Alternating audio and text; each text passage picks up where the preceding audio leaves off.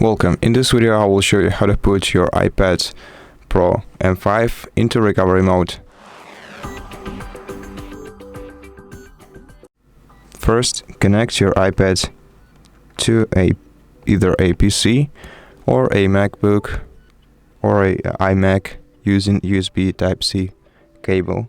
Then turn your device off by holding down the power button and volume down key.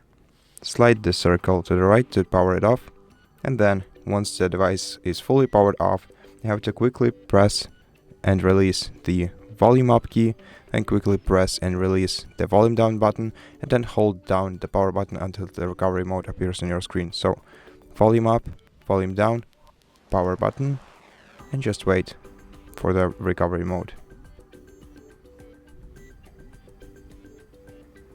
And that's how we do it.